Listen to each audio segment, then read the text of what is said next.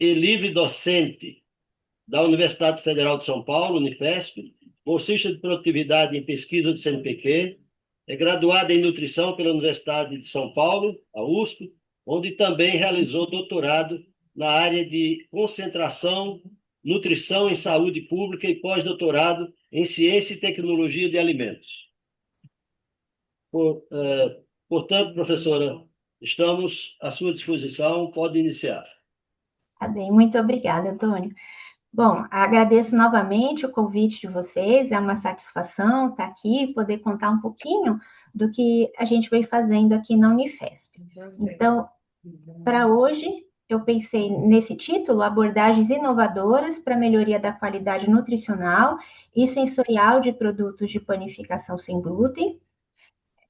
Então, antes de iniciar o tema, só para também contextualizar as minhas atividades aqui na universidade, né? Então, como o Antônio já explicou, eu sou nutricionista, tenho doutorado no programa de nutrição e saúde pública da USP. Lá também fiz o pós-doutorado, né?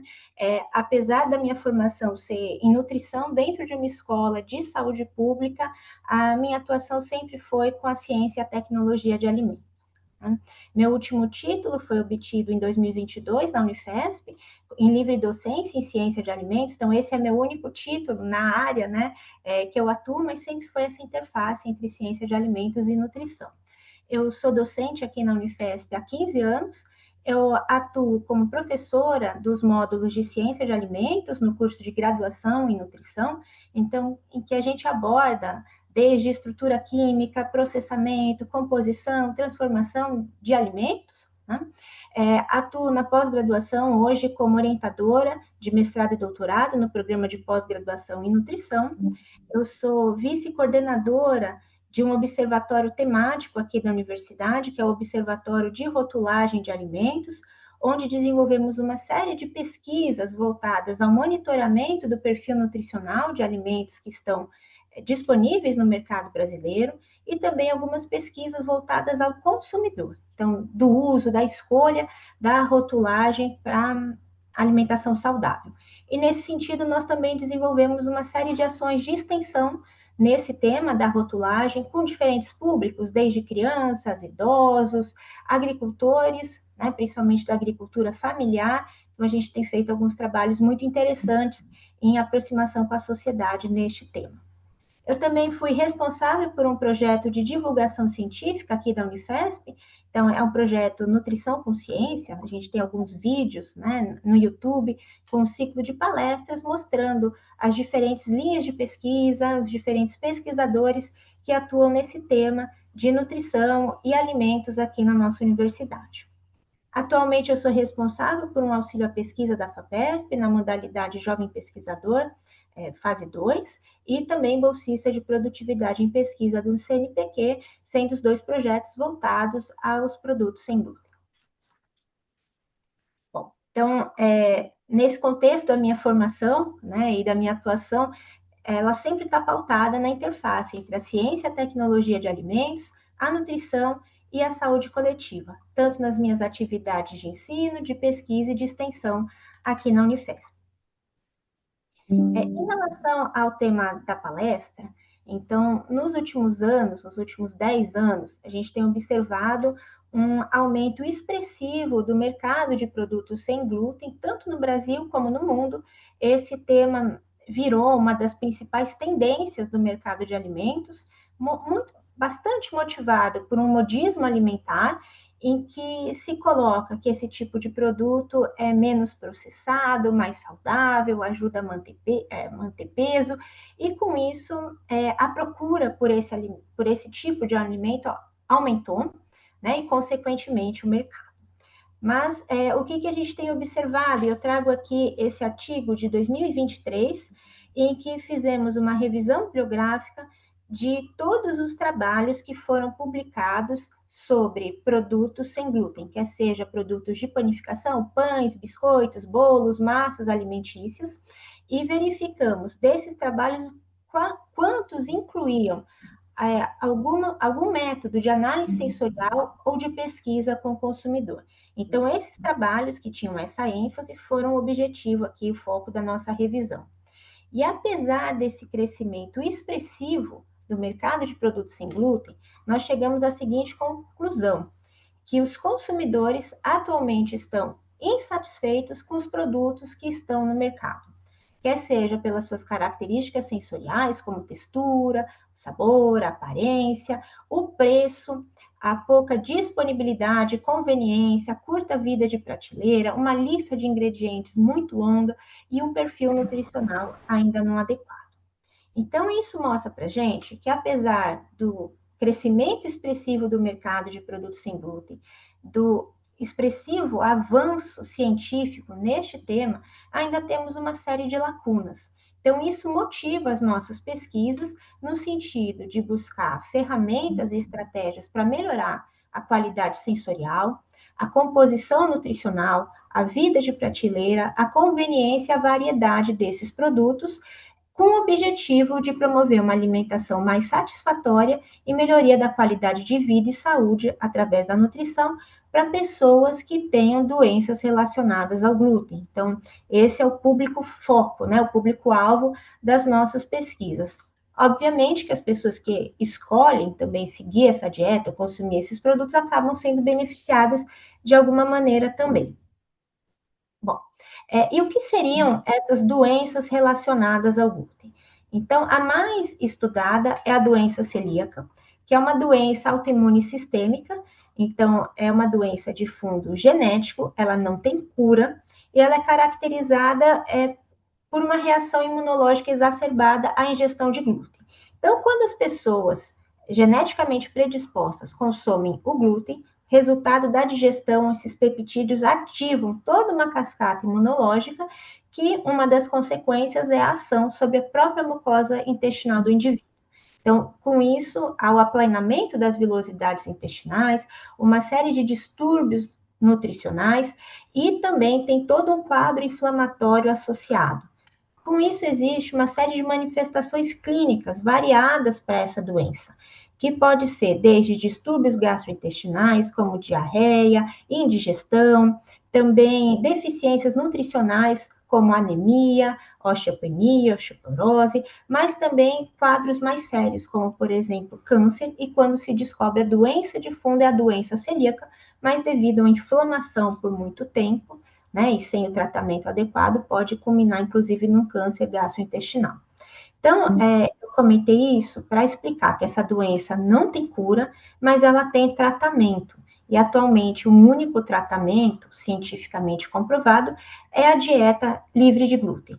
E essa dieta ela deve ser mantida durante toda a vida do indivíduo. Quando há um contato, novamente, com glúten, a doença volta na sua forma ativa. Tá? Então, ainda não tem dado epidemiológico, né, do Brasil, não tem um levantamento com testes, né, sorológicos, biópsia, enfim, para comprovar, mas a gente segue o que é dito no mundo, né? Então, a literatura coloca, a partir de uma série de estudos de revisão sistemática, com meta-análise, que indicam que cerca de 1% da população mundial tem doença celíaca, que significa, então, 107 milhões de pessoas no mundo, e a gente adota a mesma estimativa aqui no Brasil, que seriam cerca de 2 milhões de brasileiros convivendo com a doença celíaca. Né? Então, é um público que carece bastante de atenção, de políticas públicas voltadas, né, a essas pessoas, e recentemente, aqui no Brasil, no dia 23 de junho de 2025, foi aprovado e publicado o protocolo clínico e diretrizes terapêuticas para a doença celíaca. Então, esse documento brasileiro traz a definição da doença, critérios de diagnóstico, como conduzir o tratamento. Então, quem tem interesse, eu recomendo a leitura deste material. Então, além da doença celíaca, existem as outras doenças relacionadas ao glúten. Então, alergia ao glúten, ataxia ao glúten, dermatite herpetiforme e sensibilidade ao glúten não celíaca. Também algumas estimativas mostram que, em conjunto, essas doenças afetam cerca de 6% das pessoas, mas também não temos dados oficiais. Então, o que seria o glúten? Então, na área da saúde, a gente utiliza esse termo para se referir às proteínas presentes nos cereais trigo, centeio e cevada, especificamente, né, as prolaminas, as proteínas solúveis em álcool, que seria a gliadina no trigo, a ordeína na cevada e a secalina no centeio. Então, essas três gliadinas, elas ativam a doença celíaca. Tá? Outros cereais, eles são naturalmente isentos de glúten, mas claro que a gente tem que ter cuidado para evitar a contaminação cruzada, quer seja no campo, na colheita, no processamento, né? No preparo desses alimentos, que aí senão eles têm esse contato cruzado com um alimento que contém glúten. Então, no Brasil, se considera, né, então, arroz, milho, sorgo, milheto, como cereais isentos de glúten. Hoje em dia é permitida a comercialização da aveia, desde que seja realizado o teste para comprovar a sua isenção, tá? Então, a aveia também pode ser comercializada como alimento isento de glúten.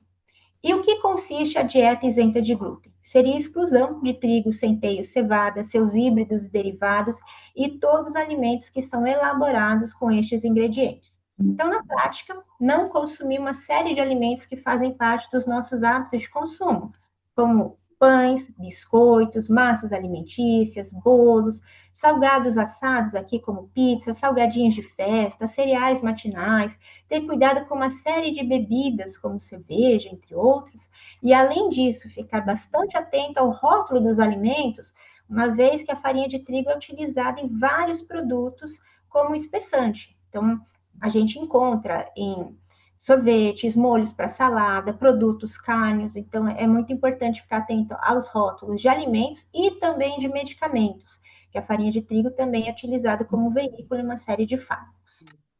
Além disso, também é bastante importante ter cuidado com o preparo dos alimentos, tanto em casa, para evitar a contaminação cruzada com os outros alimentos que contêm glúten. Então, para isso é necessário separar os utensílios que serão utilizados na alimentação do celíaco ou a família como um todo aderir à dieta isenta de glúten.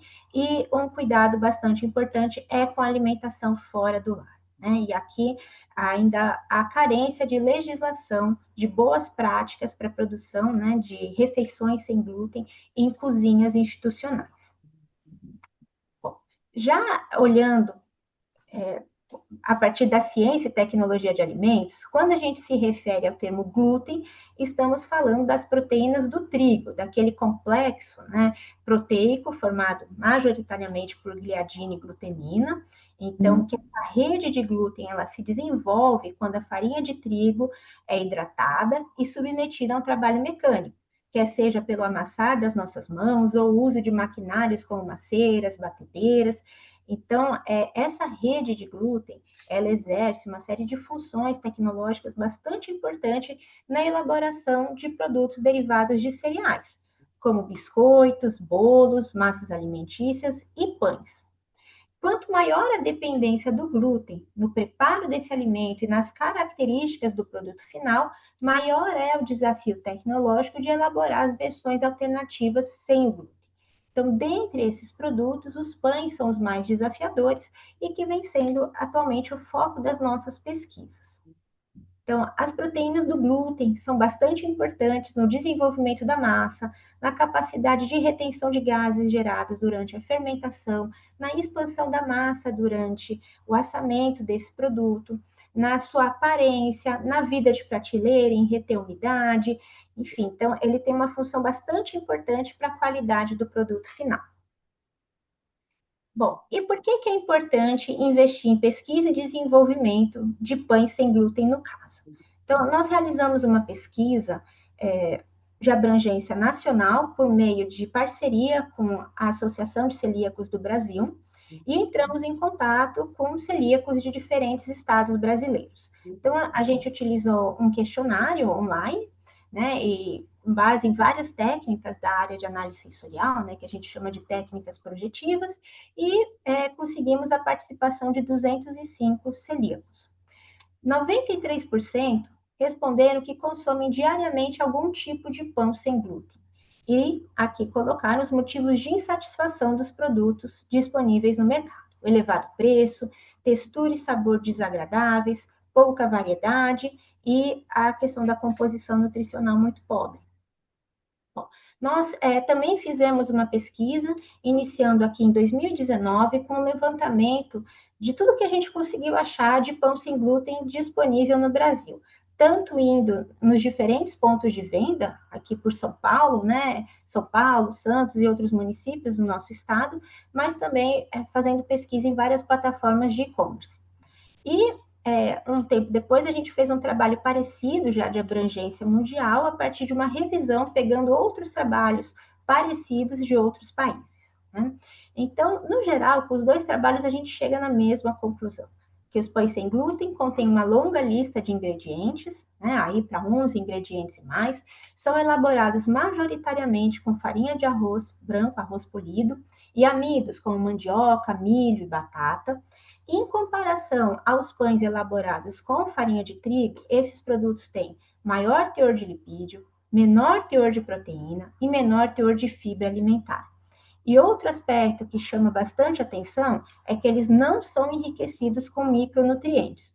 Então, estes aspectos são bastante importantes para a gente chamar a atenção das pessoas que não têm nenhuma doença relacionada ao glúten que fazem uso desse tipo de produto, né? Acreditando ser mais saudável, quando na verdade não é. Né? E, infelizmente, esses ingredientes mais utilizados na elaboração de produtos sem glúten não recebem a fortificação, né, como acontece com a farinha de trigo, que é fortificada com ferro e ácido fólico.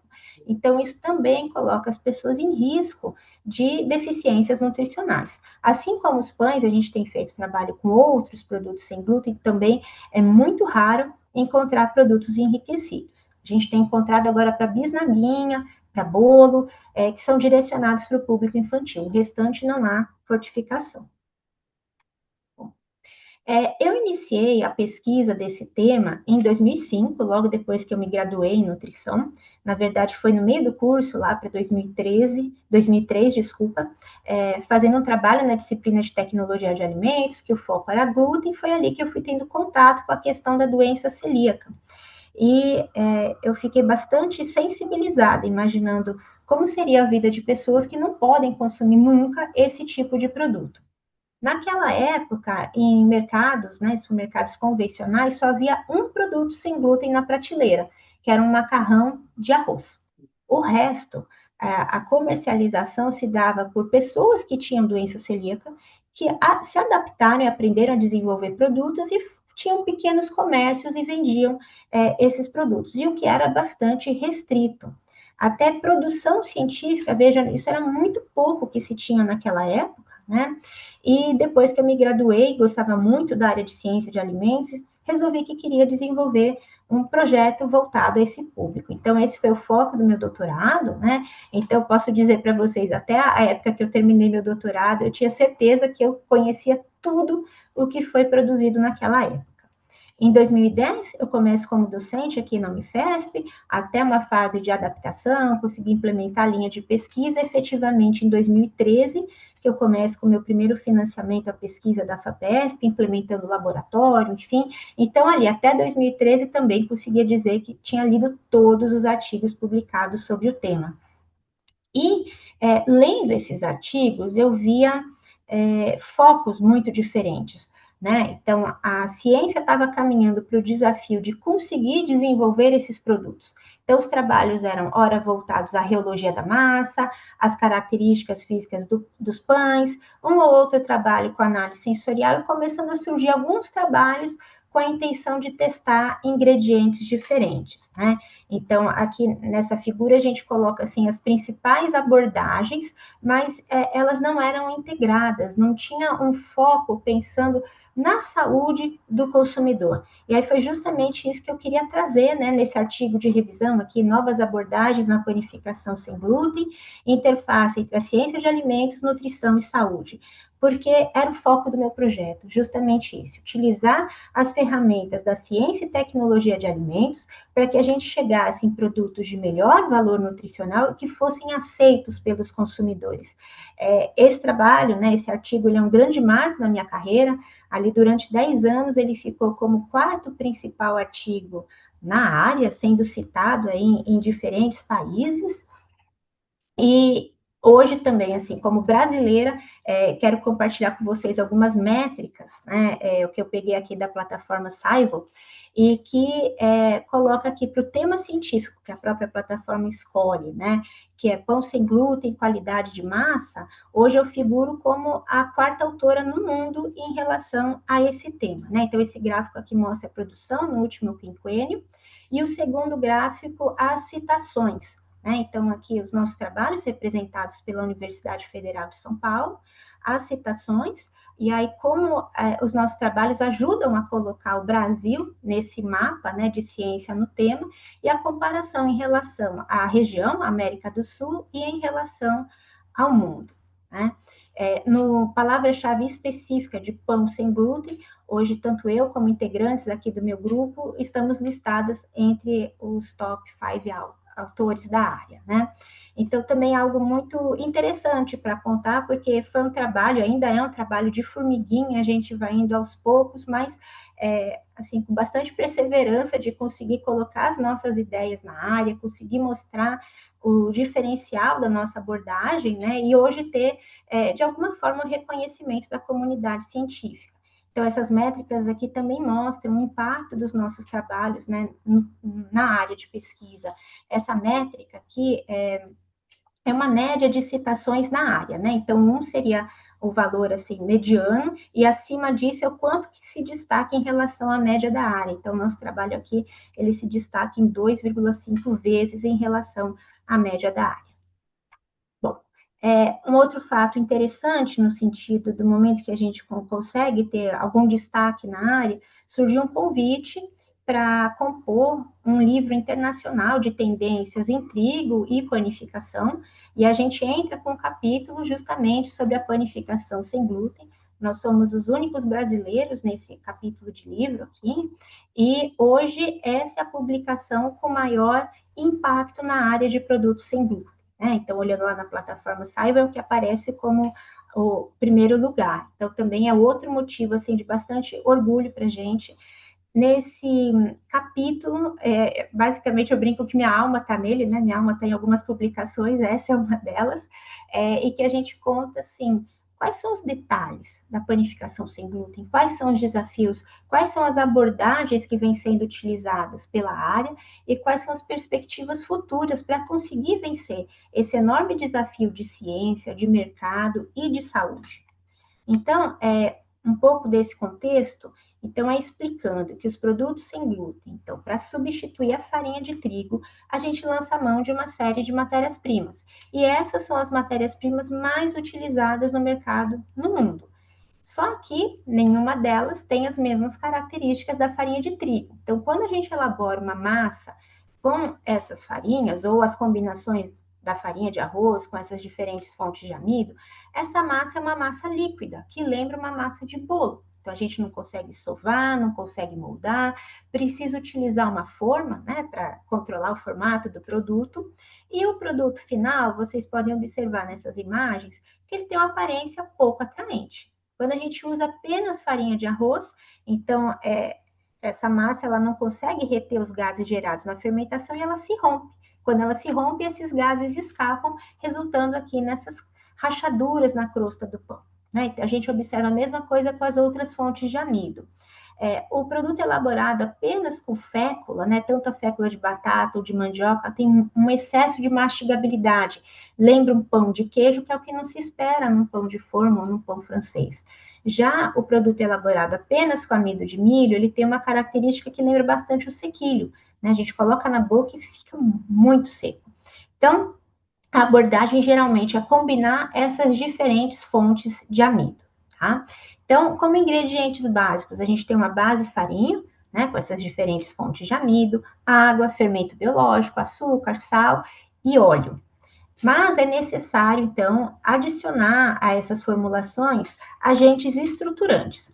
O que é mais utilizado, tanto na literatura científica como no mercado, são hidrocoloides, principalmente derivados de celulose modificada, como HPMC, CMC. Outro bastante empregado é a goma xantana. Além disso, algumas proteínas, como ovos, leites, mas hoje a área vem buscando também soluções mais atrativas, tanto do ponto de vista da sustentabilidade, como também da nutrição. Então, por exemplo, ao invés de utilizar hidrocolóides sintéticos, tem se buscado utilizar mucilagens, vindas de diferentes sementes, de diferentes plantas, que também possam ter essa característica de aumentar a viscosidade da massa e, com isso, a capacidade de retenção de gases. Também vem se retirando proteínas de origem animal, fazendo substituição com proteínas de origem vegetal, também tem trabalhos aí utilizando proteínas de origem microbiana e também proteínas de insetos. Tá? Mas isso ainda em termos de pesquisa, né? A retirada de ovos e leite a gente já vê no mercado. Além disso, a necessidade de utilizar aditivos e coadjuvantes de tecnologia, então conservantes, né, para evitar que o produto mofe, mas emulsificante também é bastante frequente. A gente percebe o uso de vários tipos de enzimas, tanto para retardar a retrogradação do amido, como para promover ligações entre as proteínas, tentando substituir a rede de glúten. Alguns produtos comerciais também têm aromatizante, aroma de pão na sua formulação. E também a gente vê o uso aí de ingredientes, de matérias-primas que são utilizadas para agregar nutrientes a esses produtos. Então, como cereais integrais, leguminosas, castanhas, enfim. Tá? Em relação ao processamento, a maioria dos produtos, né, eles são elaborados por técnicas convencionais de panificação, então, principalmente o método de massa direta ou esponja massa, mas a gente vê na literatura muitos trabalhos em relação à fermentação ácido lática ou fermentação natural, como chamam no mercado, né, massa madre, enfim, e já temos alguns produtos no mercado com essa característica. Também pouco se pesquisa, mas tem alguns trabalhos em relação à massa congelada ou pão pré-assado e congelado, né? Que também pode ser uma alternativa muito interessante em termos comerciais, porque é muito raro esses consumidores conseguirem chegar num ponto de venda e pegar o produto fresco, ou poder levar para casa e ter aquela sensação, né, de um pão fresquinho saindo do forno. Isso também é muito interessante para alimentação coletiva, escolas, hotéis, enfim, né? Bom, e em termos aqui, né? A gente pode ter o pão branco, o pão sem glúten integral, o que é raro, muito raro, para atender às normas da legislação brasileira. Produtos enriquecidos com nutrientes e compostos bioativos, raríssimo de encontrar no nosso mercado, né? E com propriedades funcionais também ainda não vi nenhum com esse tipo de apelo. Tá? Em termos de armazenamento, tanto a temperatura ambiente como congelado, a coisa aí de 5, 8 anos atrás, a gente encontrava muito pão congelado, né? Hoje em dia a gente já vê bastante produtos sem glúten a temperatura ambiente. Bom, então, em resumo, é isso em termos de abordagem, né? Então, tem muita pesquisa olhando ingrediente, por exemplo, aqui na batedeira, se a gente vai utilizar que tipo de batedor, se é raquete, se é fouet, se isso interfere na incorporação de massa, testando diferentes condições de fermentação, pouco se explora de diferentes tipos de fermento também. Bom, então, falando um pouquinho aqui da importância do glúten na panificação, a gente pode utilizar exatamente o mesmo processo para elaborar um pão convencional e um pão sem glúten. Mas aí, pelas diferenças, né, o fato de não ter o glúten, a massa ela não tem a mesma característica, né, viscoelástica, mesma característica reológica, vai ser uma massa que lembra uma massa de bolo, e como consequência, o produto final também tem outra característica, que vocês veem um pão elaborado com farinha de trigo, com o topo arredondado, com uma aparência que é bastante apreciada pelos consumidores, e já um pão sem glúten com volume mais achatado.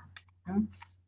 Então, aqui no laboratório a gente fez para comparação, então, uma receita que dá para fazer em casa, né, de um pão com farinha de trigo e um pão sem glúten aqui, elaborado com farinha de arroz e fécula de mandioca. Tá? Então, vocês conseguem perceber a diferença de aparência, de volume. Esse pão aqui, ele é gostoso, ele é bem aceito em testes com consumidores, tanto com doenças relacionadas ao glúten, como consumidores sem essas doenças. O que acontece é que ele tem uma curtíssima vida de prateleira. No dia seguinte, ele já está seco e duro. Então, a gente precisa também melhorar esse produto. Então, é possível fazer, mas tem uma série de limitações, né? Vocês veem aqui a rachadura na crosta, enfim. E o que a gente tem feito para melhorar a característica desse produto? Então, aqui seria um pão sem glúten convencional, sem hidrocoloide na sua composição, mas ele tem ovo e leite. Então, a partir de uma série de pesquisas, a gente conseguiu desenvolver uma formulação em que ela tem uma aparência que lembra, né, muito mais próxima de um pão elaborado com farinha de trigo. E o que a gente fez para conseguir chegar até aí? Então, no caso aqui também, esse trabalho está reportado no artigo, nós utilizamos um planejamento fatorial, né, de duas variáveis em dois níveis, em que trabalhamos com a mucilagem psylllium. Então, aqui a gente variou os níveis de psylllium em combinação com uma variação de níveis de água. Então, executamos esses experimentos, fizemos todas as análises em termos de propriedades físicas, de aceitabilidade desses produtos e comparamos com uma formulação controle sem nenhum hidrocoloide na sua composição. Então, essas são as formulações com os diferentes níveis de psyllium em água, e a gente vê a aparência interna e externa dos produtos. Então, aplicamos metodologia de superfície de resposta, metodologia de desejabilidade para otimização de todas essas características do produto e, por esse método de desejabilidade, quanto mais próximo do 1, né, melhor é o resultado ali do seu modelo experimental. Então, a gente conseguiu chegar aqui em praticamente 0,9, numa combinação de psyllium e água, que o produto ele tem uma aceitabilidade global de 8,7, na escala hedônica híbrida de 10 centímetros. Deu o mesmo nível de aceitabilidade de um pão elaborado com farinha de trigo. Mas, além disso, nós exploramos aqui, nesse gráfico aqui, né, de contornos, a questão da aceitabilidade. E a gente pode ver que dá para combinar diferentes níveis de psyllium e água e obter produtos bem aceitos, que é o que está representado aqui nesse espaço em branco. Então, com o objetivo de conseguir incorporar a maior quantidade possível de psyllium dessa fibra no pão, a gente escolheu aqui o maior nível para a continuidade aqui dessa pesquisa. E o que nós fizemos? Comparando a formulação controle, a formulação com psyllium e a formulação com farinha de trigo. Nós fizemos um teste em seres humanos para avaliar a resposta glicêmica, então as pessoas consumiram esses pães e nós dosamos o aumento da glicemia ao longo de 2 horas. Então, os resultados mostraram para a gente que tanto o pão com trigo e o pão sem glúten controle são alimentos de alto índice glicêmico. Quando a gente incorporou o psyllium, a gente conseguiu reduzir o índice glicêmico e a carga glicêmica, chegando em um produto que promove uma baixa resposta glicêmica. Isso é bastante interessante porque cerca de 25% das pessoas com doença celíaca também têm diabetes. Então, além de seguir uma dieta sem glúten, também precisam fazer o controle glicêmico da sua dieta. Então, pode ser uma alternativa bastante interessante para compor a dieta dessas pessoas. Em relação ao pão sem glúten controle, a gente conseguiu aumentar em 4 vezes o teor de fibra e reduzir em 33% a resposta glicêmica. Além disso, em um outro estudo, nós avaliamos a vida de prateleira num período curto ali, que foi de 72 horas. Então, em termos de respostas instrumentais, o que nós percebemos? Que passado 24 horas, esse pão ele já estava muito seco e duro, como mostra aqui, né, a firmeza instrumental. Então, vocês veem que rapidamente ele endurece. Quando a gente adiciona psyllium, representado aqui pela linha em vermelho, esse endurecimento ele foi lento e gradual, muito parecido com 2 formulações aqui de pão de trigo. A formulação 1 é a formulação padrão da ACC e a formulação 2 é uma formulação desenvolvida no nosso laboratório. A formulação 1 é uma formulação simples, né? Ela não tem adição de ovo, leite. Na formulação 2 nós adicionamos para poder comparar numa base parecida. Da mesma maneira que fizemos análises instrumentais, também fizemos análises sensoriais. Então, aqui a gente percebe que passado 24 horas de armazenamento, aquele pão que era aceito, ele passa a ser rejeitado sensorialmente, e o principal motivo dessa rejeição é a textura. Enquanto que o produto com psyllium, ele mantém um nível de aceitabilidade bastante comparável ao do pão com trigo. Então, esse é um trabalho, assim, bastante promissor. Essa nossa formulação, ela permite ser manipulada, aqui vocês podem ver, né, a nossa pesquisadora moldando aqui essa massa, e com isso a gente consegue obter pães com diferentes formatos, como, por exemplo, um pão francês, um pão tipo hambúrguer, um pão que lembra um pão de hot dog. Aqui esse pãozinho pode até lembrar um pão australiano, começo aqui de tentar chegar num pão italiano. A gente também pode utilizar essa massa para elaborar salgados assados, como pizza, esfirra. Então, é um trabalho assim que nos enche de orgulho porque mostra várias possibilidades e é o que a gente está investindo em termos de pesquisa. Bom, além de trabalhar, né, com diferentes tipos de fibras, eu comentei a questão do psyllium, a gente também trabalha com inulina.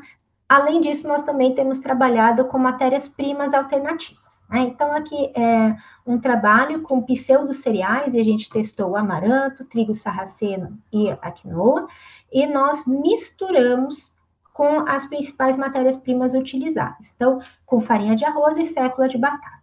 Então, nós utilizamos um planejamento experimental de misturas, então fazendo misturas de até 3 dessas matérias-primas, ou seja, era farinha de arroz, fécula de batata sozinho, amaranto sozinho, e depois a gente fazia a combinação 2 a 2, fécula de batata e amaranto e farinha de arroz, e a combinação desses 3. Então, nós fizemos em diferentes proporções e esses diferentes pseudo-cereais. Então, aqui, essa imagem mostra algumas dessas formulações, a gente caracteriza a estrutura desses alvéolos, contando os alvéolos que estão ali presentes, o tamanho, porque isso mostra também como esse pão expandiu e qual a qualidade dessa expansão. Se, por exemplo, aqui a gente tem alguns defeitos, né, que se chamam túneis, aqui quando esses alvéolos colapsam e formam essas bolhas grandes e o consumidor não gosta de um pão assim. Então, além das propriedades físicas, nós fizemos também teste de aceitabilidade com os consumidores. Esses gráficos de contorno, eles vão mostrando aqui para a gente as diferentes respostas que foram investigadas. Então, desde o volume específico do pão, quanto que ele expandiu, textura instrumental, se ele é macio, a aceitabilidade do consumidor em termos de aparência, cor, sabor, textura, aceitação global. Então, a gente tem, né, quando o modelo foi significativo, gráficos aqui para essas diferentes respostas. E a gente tem utilizado algumas técnicas que combinam todas essas respostas. Então, uma delas aqui são os gráficos de desejabilidade, e a gente também usa análises multifatoriais, como componentes principais, análise fatorial múltipla, que a gente consegue observar relações entre essas respostas, por exemplo, textura instrumental e textura sensorial, e o conjunto desses dados tem nos permitido achar qual que é a proporção ideal desses ingredientes nas formulações e também qual que é o limite máximo. Então, por exemplo, nesse trabalho com pseudocereais, nós encontramos que a proporção ideal era utilizar 50% dos pseudocereais isoladamente. Então, aqui é um pão só 50% de amaranto, trigo, sarraceno e quinoa, e assim a gente tem um produto de maior aceitabilidade, com uma aceitação de 8, numa escala que vai até 10.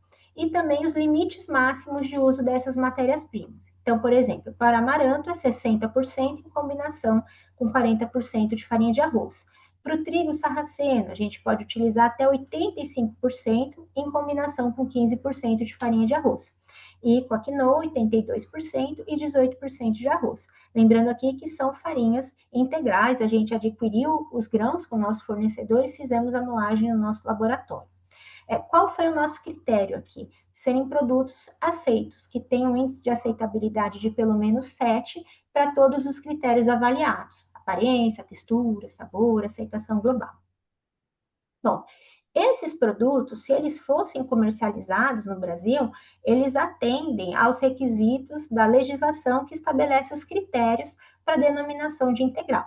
Né? Então, além de serem formulados, né, com mais de 30% de grãos integrais na sua composição, na porção de consumo eles têm uma alta quantidade de grãos integrais. Então, no caso do produto amaranto, teria 12,5 gramas de grãos integrais na porção de consumo de 50 gramas, com trigo sarraceno 18 gramas, desculpa, e com a quinoa também.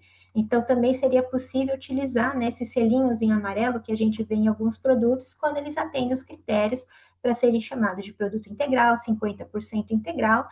estou chamando atenção para isso porque a gente ainda não tem nenhum produto com essas características no mercado brasileiro de produtos sem glúten. Então, também mostrando algumas possibilidades, né, que poderiam ser uma diferenciação nesse mercado. Além dos pseudocereais, a gente tem trabalhado com algumas matérias-primas diferentes. Então, em parceria com a Embrapa Milho e Sorgo, nós testamos diferentes variedades de sorgo. Então, aqui, por exemplo, o sorgo branco, o sorgo bronze. E a gente tem avaliado os efeitos tanto nas propriedades físicas do produto, na composição, na aceitabilidade. Eu deixei aqui essa matéria, né, porque o sorgo é pouco conhecido no Brasil, mas vejam, ele é mais produzido que o feijão, né? Hoje o sorgo ele é destinado para ração animal, enquanto que é um alimento com características nutricionais bastante interessantes, é um tipo de planta que aguenta bem variações climáticas, então tem sido até colocado como alimento do futuro, né? E o Brasil é um grande produtor. Então, investir em pesquisa nesse sentido também pode ajudar a trazer o sorgo para a alimentação humana, né, diretamente.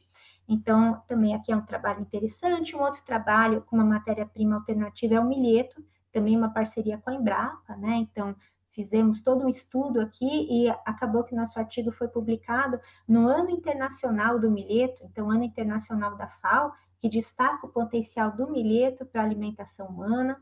E a gente também conseguiu chegar num produto bem aceito e com uma quantidade alta de grãos integrais na sua composição.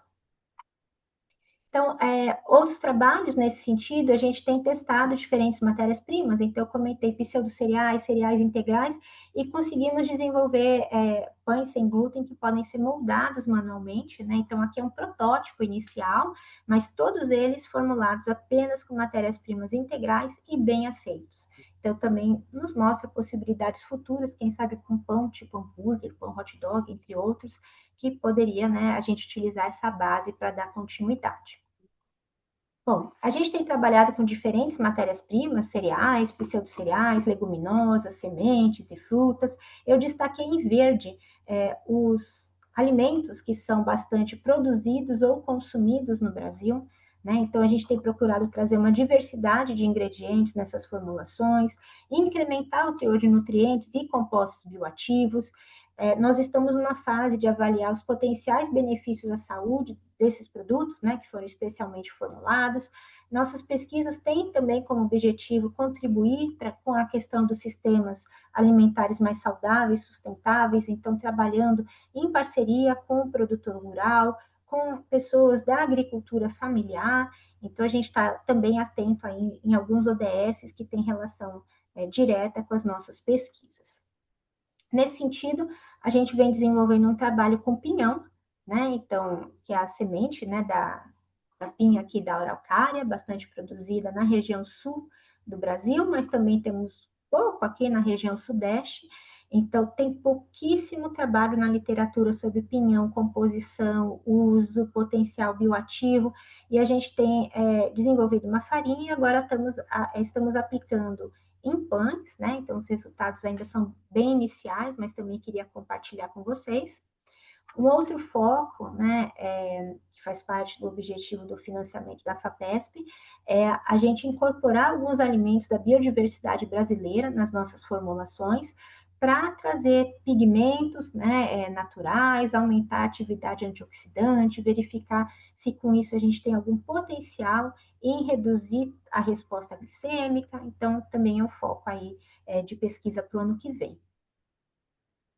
E a gente também tem trabalhado com resíduos, né, agroindustriais ou coprodutos, no caso, então também com foco da questão da economia circular. Então, aqui é um exemplo de um trabalho com a farinha desengordurada da chia. Então, a semente de chia, ela é bastante utilizada para a extração do óleo, né, por pressão sem esquentar, né? E aí com isso a gente tem a produção do óleo e tem como coproduto ou resíduo a farinha de chia desengordurada.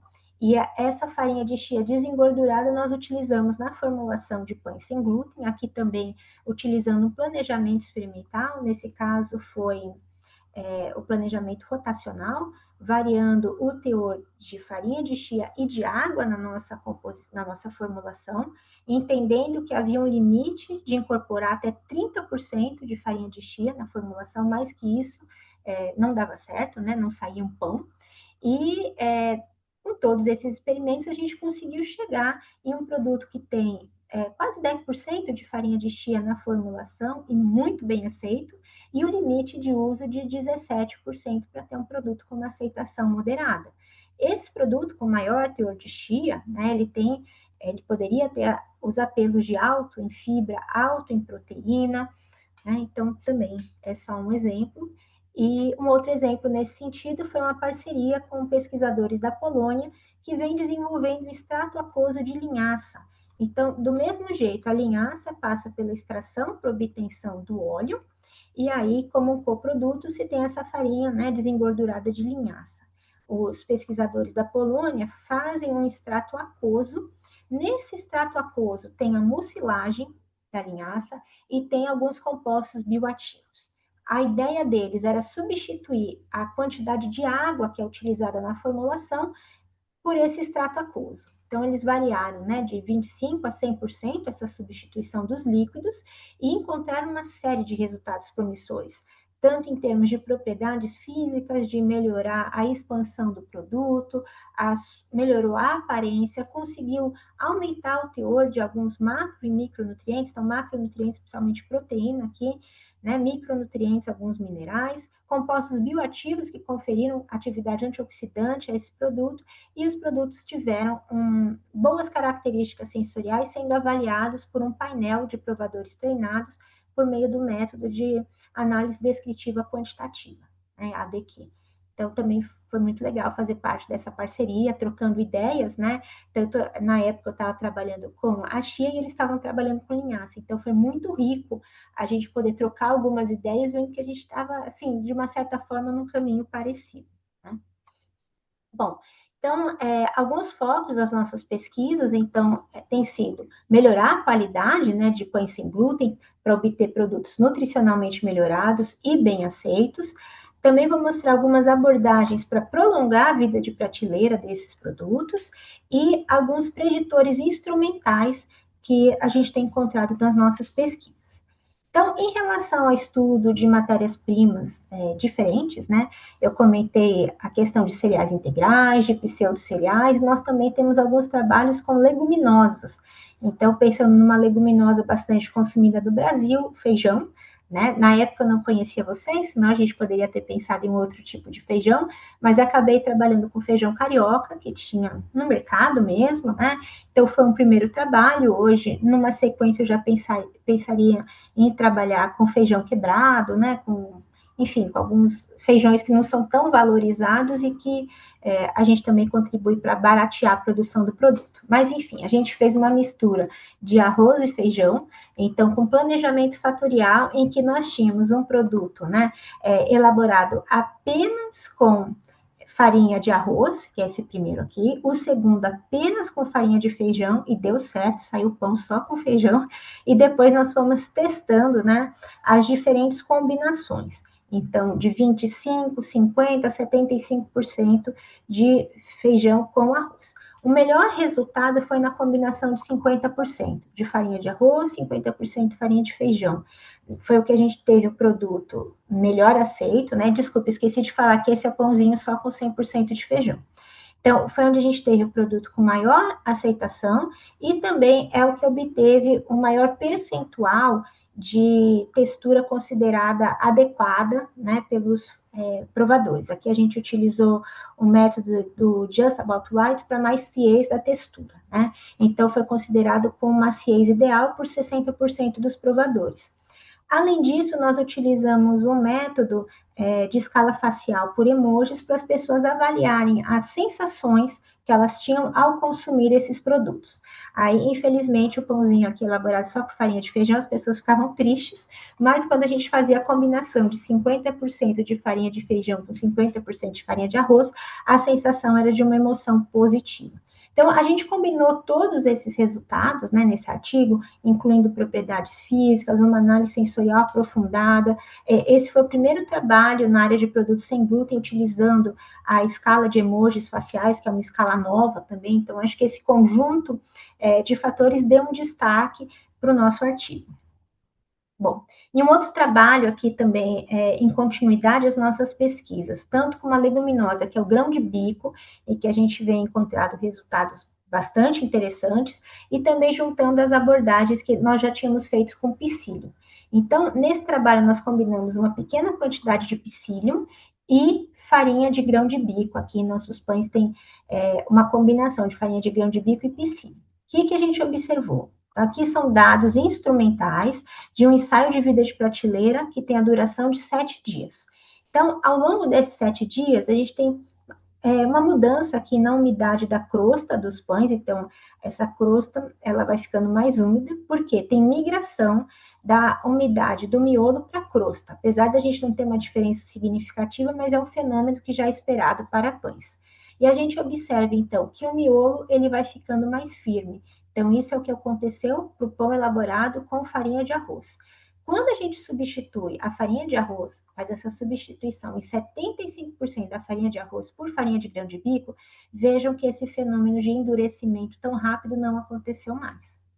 Quando a gente combina a farinha de arroz com uma pequena quantidade de psyllium, também teve endurecimento, não teve muita diferença para o produto só com arroz. Quando a gente combina farinha de grão de bico com psyllium, esse endurecimento também foi retardado, mas o principal fator foi a farinha de grão de bico. Né?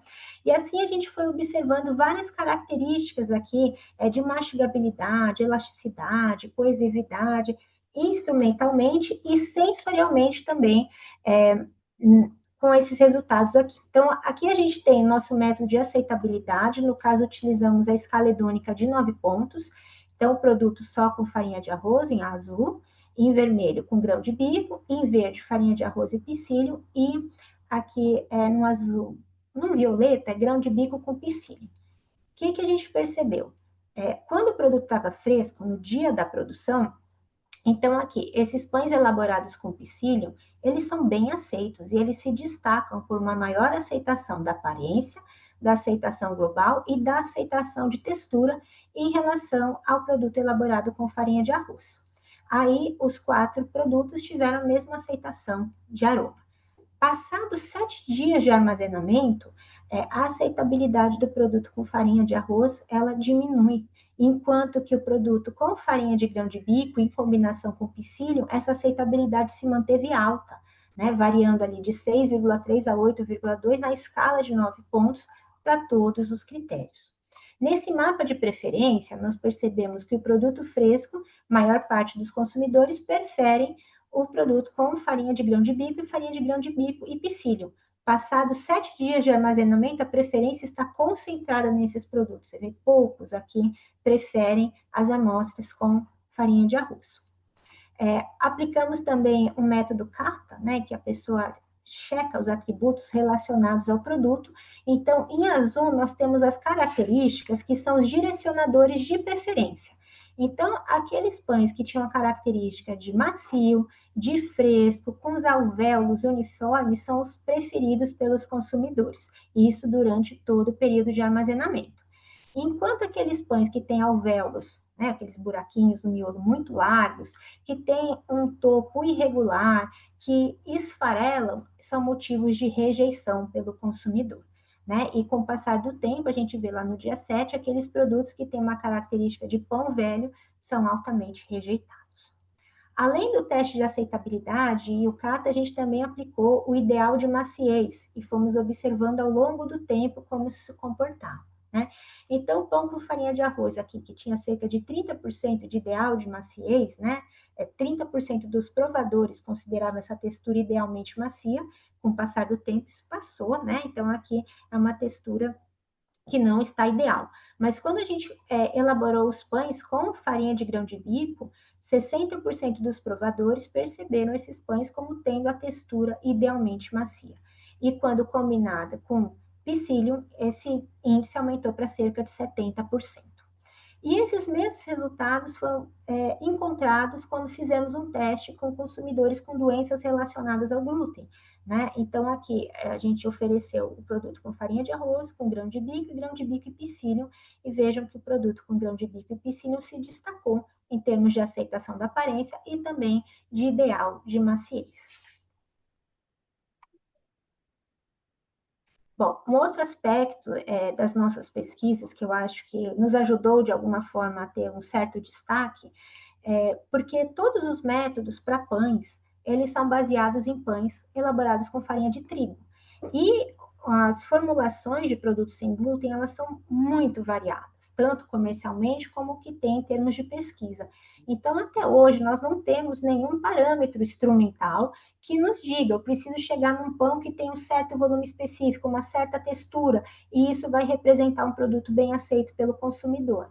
Como nos nossos trabalhos a gente tem avaliado a parte instrumental e sensorial, a gente tem aplicado algumas técnicas para avaliar relações entre parâmetros instrumentais e características sensoriais dos produtos e colocado isso nos nossos artigos, né? Então, a gente tem encontrado uma forte relação entre o volume específico do pão, né, e a firmeza do miolo, que é um outro parâmetro instrumental, mas com a aceitabilidade da aparência. Então, aquele pão mais expandido, ele é mais aceito, né?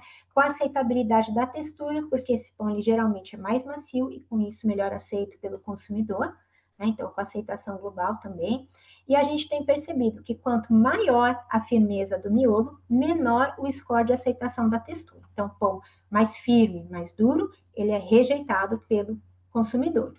Um outro parâmetro instrumental, que é obtido pelo método de TPA, né, a gente tem relacionado a dureza do miolo com a aceitabilidade da textura, com a aceitabilidade global, com o nível ideal de maciez, e esse nível ideal de maciez tem se relacionado muito bem com a aceitação da textura e a aceitação global.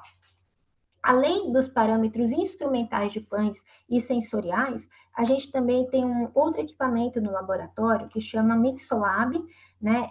Ele avalia as propriedades termomecânicas da massa. Então, uma simulação, né, de processo, a gente tem um ciclo de mistura, depois começa o aquecimento, resfria e a gente avalia a estabilidade de farinhas e de massas.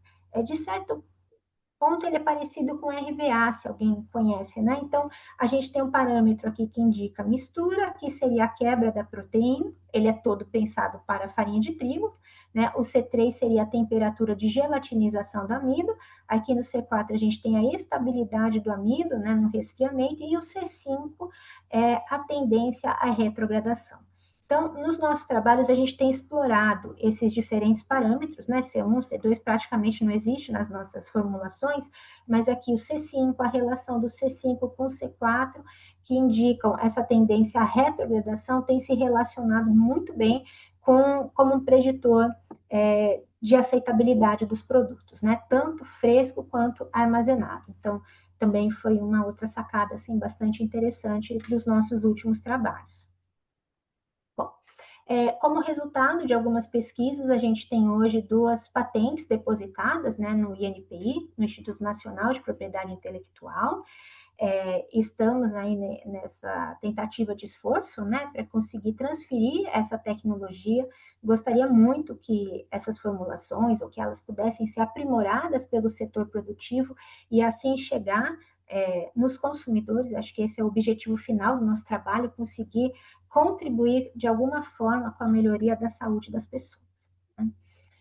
Hoje eu sou responsável por um novo auxílio à pesquisa, né, que é abordagens inovadoras para a melhoria da qualidade nutricional de produtos de panificação sem glúten e avaliação de seus potenciais benefícios para a saúde a partir de ensaios in vitro, in vivo e clínicos. Então, a gente tem feito vários trabalhos, né, com diferentes focos. Então, esse auxílio também nos permitiu aprimorar a estrutura do nosso laboratório, nós temos um laboratório exclusivo dedicado à produção de produtos sem glúten, então, desde o moinho, as batedeiras, câmara de fermentação, forno, agora nós temos um ultracongelador, freezer, enfim, né? Então, com isso, a gente consegue fazer toda uma produção segura, né? Comprando os ingredientes, evitando contaminação, né? O contato cruzado com qualquer coisa que tenha glúten, e de lá saem os nossos produtos prontos, embalados para testes sensoriais, para as intervenções que nós vamos fazer, né, com as pessoas com doença celíaca. Nós temos um outro laboratório com foco analítico aqui, né? Então, onde nós temos o Mixolab, agora a gente tem o Hell Fermentômetro, que permite estudar a fermentação da massa. É um equipamento novo aqui, é o Volscan, para análise de volume de alimentos, enfim, de uma série de materiais, o texturômetro, enfim, a gente tem uma série de equipamentos aqui voltados para análises específicas, né, de cereais. Temos outros também, mas são de análises mais genéricas.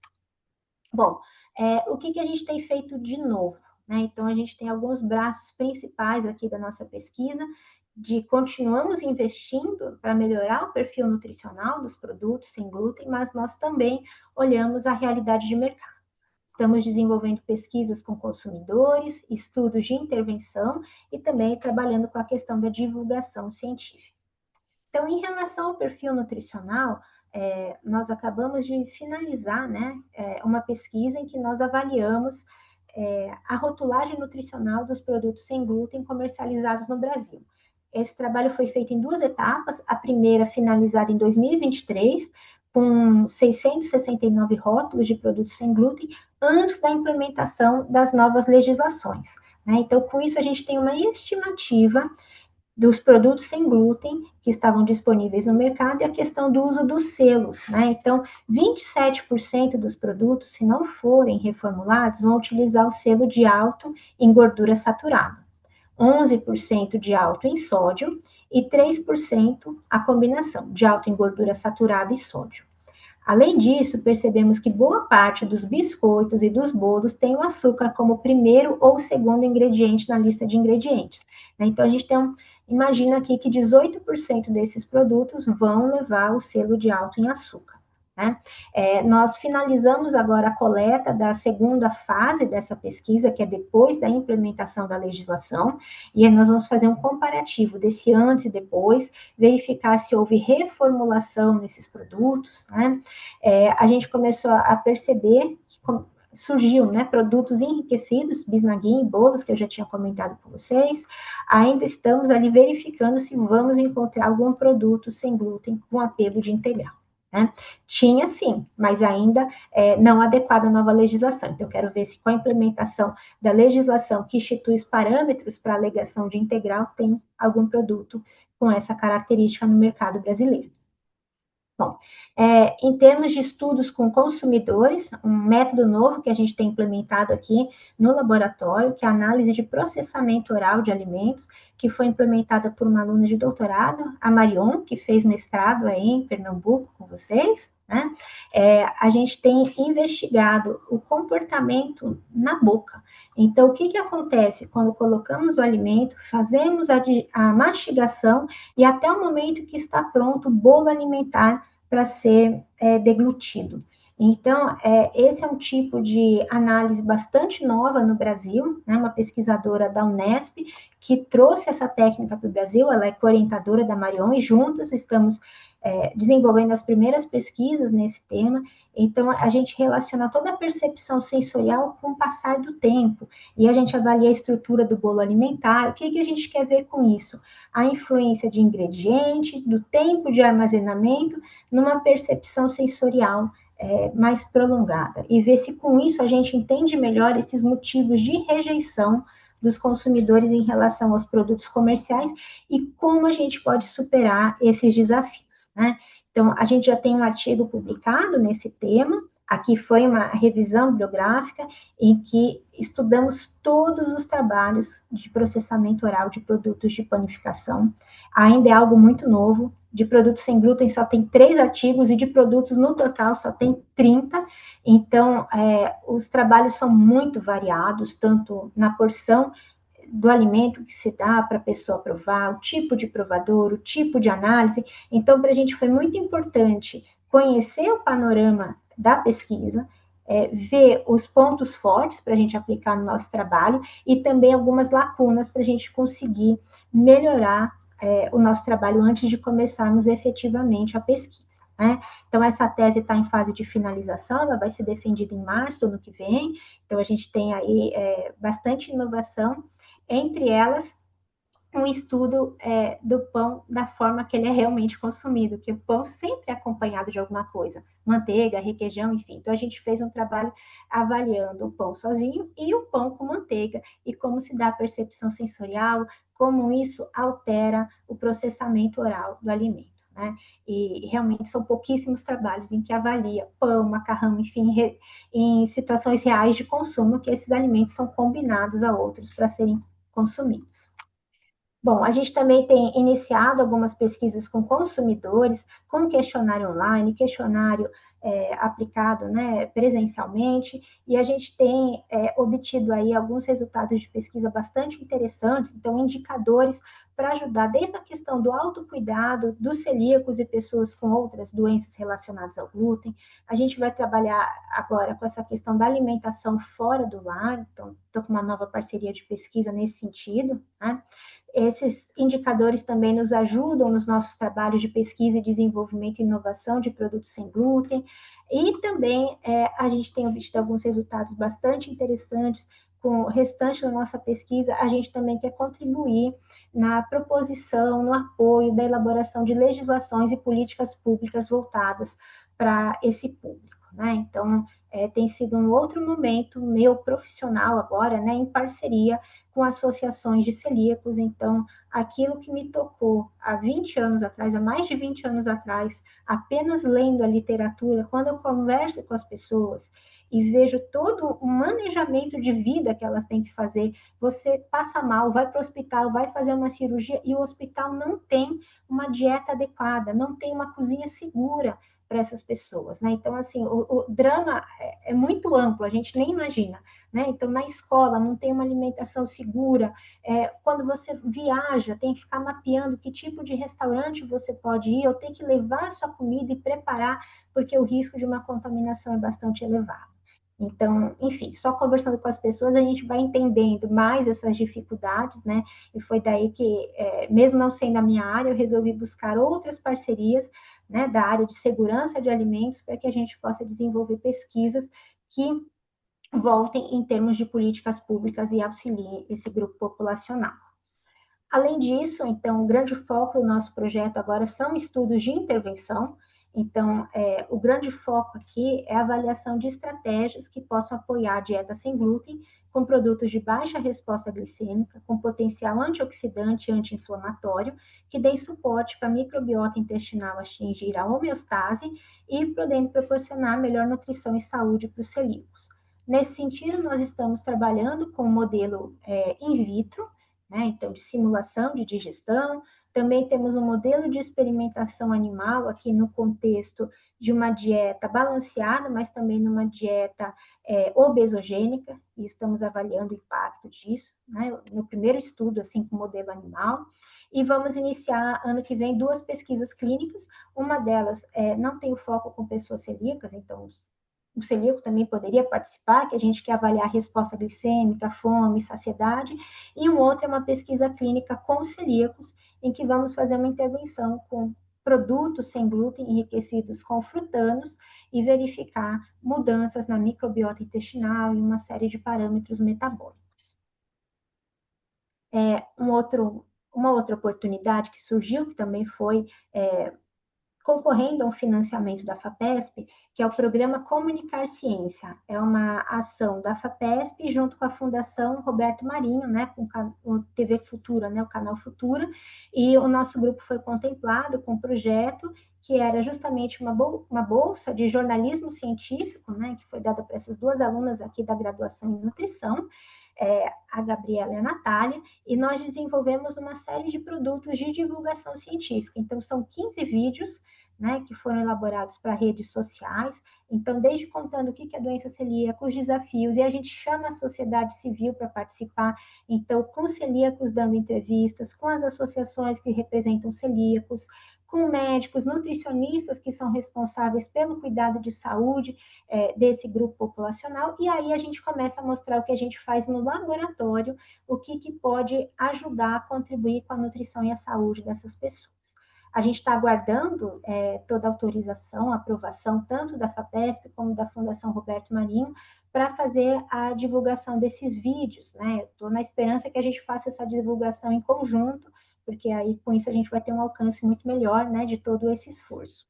Mas foi uma experiência assim bastante interessante, porque a gente vê, a gente não está acostumado, né, desde a linguagem, como mostrar a nossa rotina de laboratório, das nossas pesquisas, que muitas vezes têm métodos complexos, e como utilizar uma linguagem mais adequada para que a população compreenda, né, os objetivos, a importância da ciência, como as universidades desenvolvem ciência para melhorar a vida das pessoas, isso em diferentes áreas. Então, eu particularmente gostei muito dessa oportunidade. Aqui só para mostrar a equipe atual do nosso laboratório, aqui com alunos de graduação e de pós-graduação.